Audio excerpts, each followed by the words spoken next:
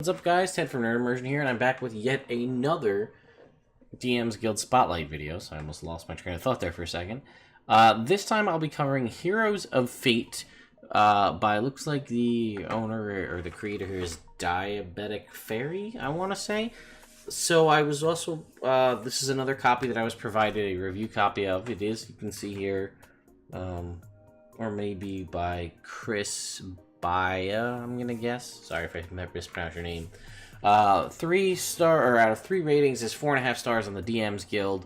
It is $4.95, so again, with the paid modules, I will not be giving you the entirety of everything contained within it, but I will give you snippets of little things here. So you can see there are 4 new classes, 10 subclasses within those, 3 new spells, 2 new monsters, and 2 new items. So, first of all, I want to give you a heads up. Again, as I say with all these, when I'm provided a copy for my review, it is still my review and my thoughts. I'm not entirely sure how I feel about this module.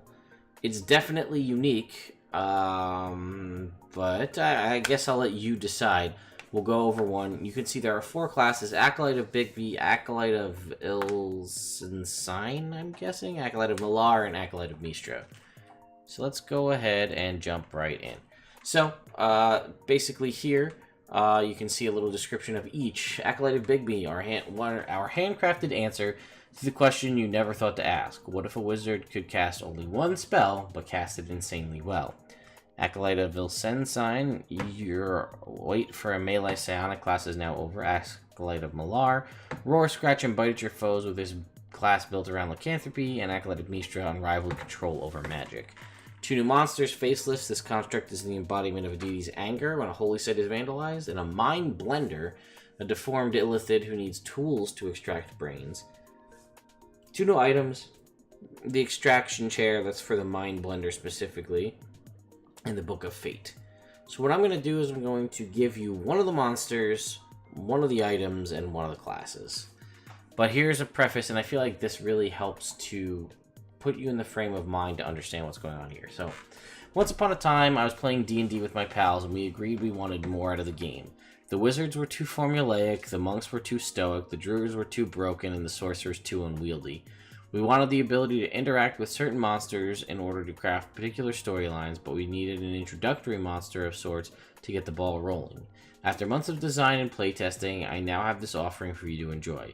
The classes are each themed around pledging oneself to a divine or mythical source of power in a way wholly different from a cleric or warlock, and that complements the classes I initially sought to replace. The monsters should serve as a great way to tease higher level threats of their kind, without wiping out a party with a divine monster or a band of mind flayers.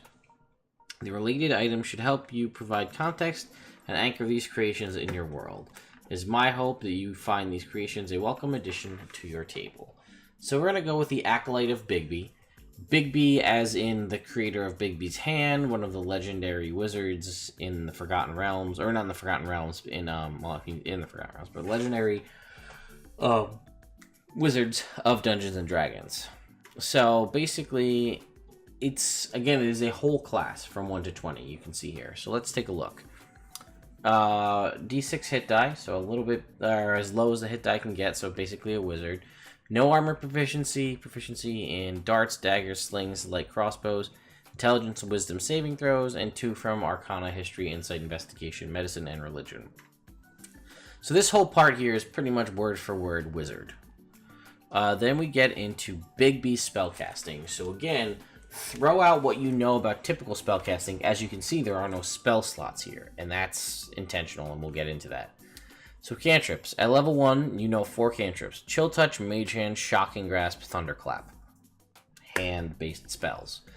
Unlike other spellcasting classes, you do not learn additional cantrips at higher levels. Additionally, you may not use or learn other cantrips by any other means. It is intelligence-based.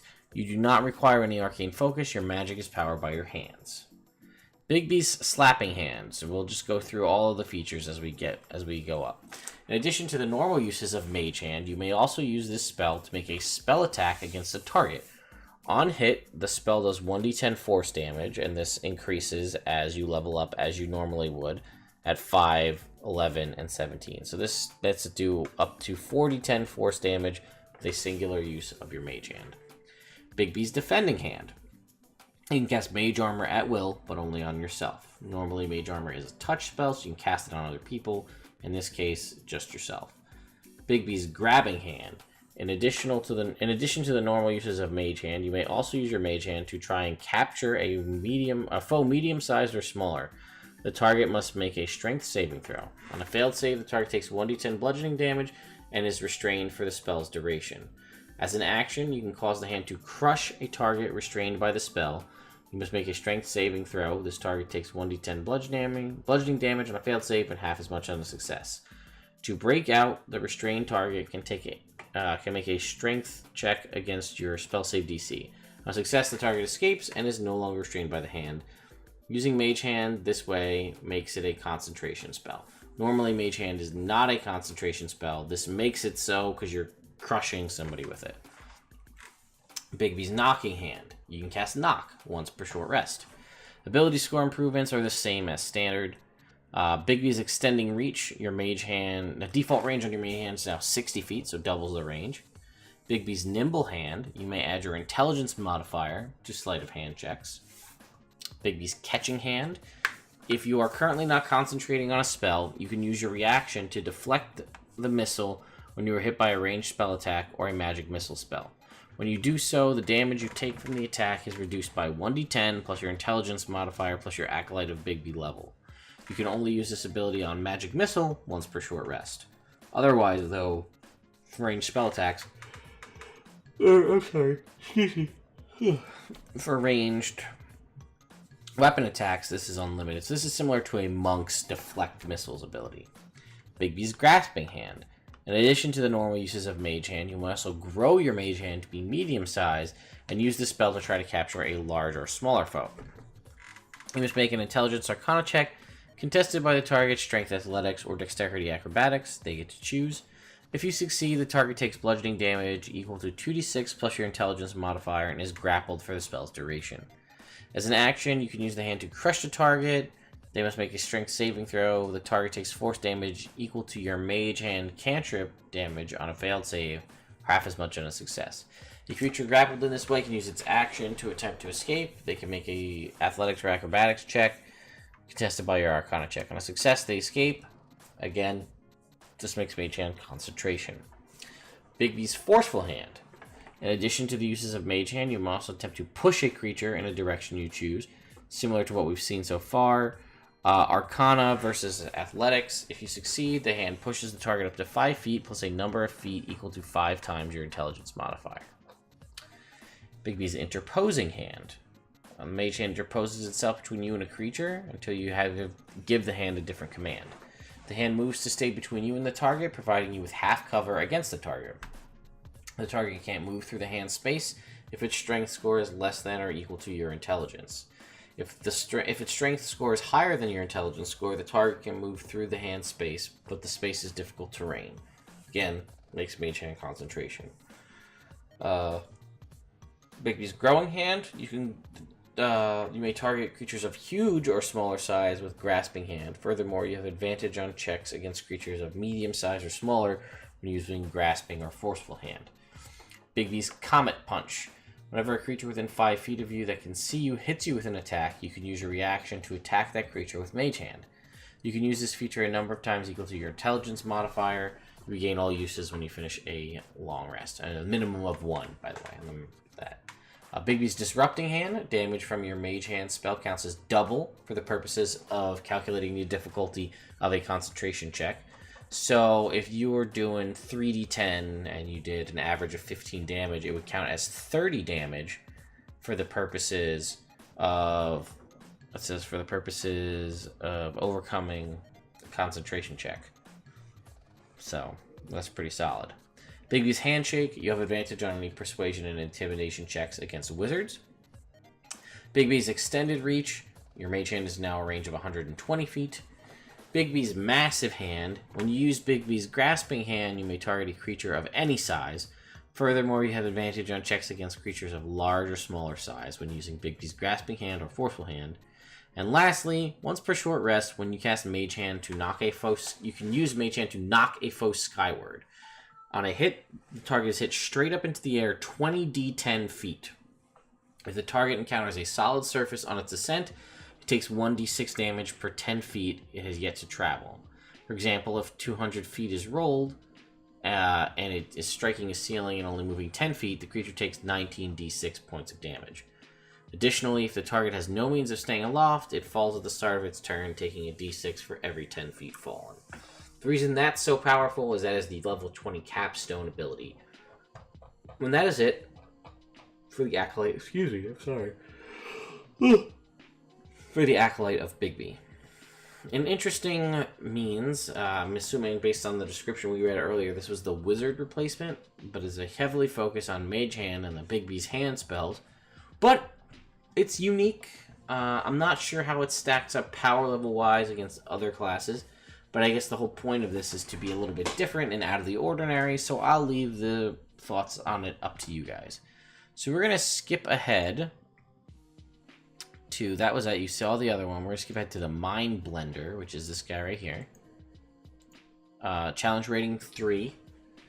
Has a lot of the same abilities that a Mind Flayer has. Innate Spellcasting, Detect Magics, Detect Thoughts, Levitate, Grab, 2d4 plus 1 Bludgeoning. They're grappled. Extract Brain, 1 incapacitated humanoid grappled by the Mind Blender, both of whom must be within reach of an extraction chair. The target takes 55 10d10 piercing damage. If damage reduces the target to 0, the Mind Blender kills the target by extracting and devouring its brain.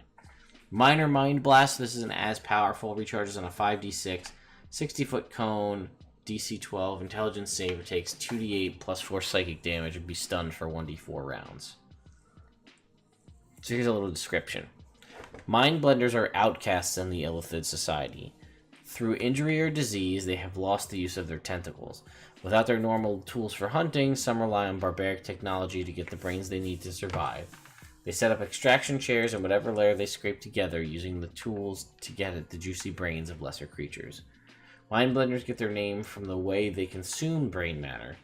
It has to be blended. Something about their lack of tentacles makes eating larger chunks of brain too difficult. The shame of this necessity haunts their dreams. And there's the extraction chair right there. We're not really going to go over that too much, but we're going to skip past it and go to the Book of Fate. So, wondrous item artifact here. To say that a deity is a being of extraordinary power might be an understatement of the millennium. The history of Faerun, however, is replete with deities who meet a very mortal end. Standing at the crossroads of this contradiction is the Book of Fate. The Book of Fate is a comprehensive tome on every deity that has ever existed. Each page is dedicated to an entity that has ever held any measure of divine power. It lists their name, any titles or aliases, their symbol, their place of power, and their most important worshippers. Reading from the book is overwhelming for mortals, even powerful ones. In order for a mortal to attune to the Book of Fate, they must make a Strength, Dex, Con, Intelligence, Wisdom, and Charisma save of DC 17. Each successful save allows the viewing of one page, after which the attunement is broken. If a mortal succeeds on all 6 saves and they earn the ability to remove one page from the tome. What effect this has on the book or the multiverse is a matter of debate.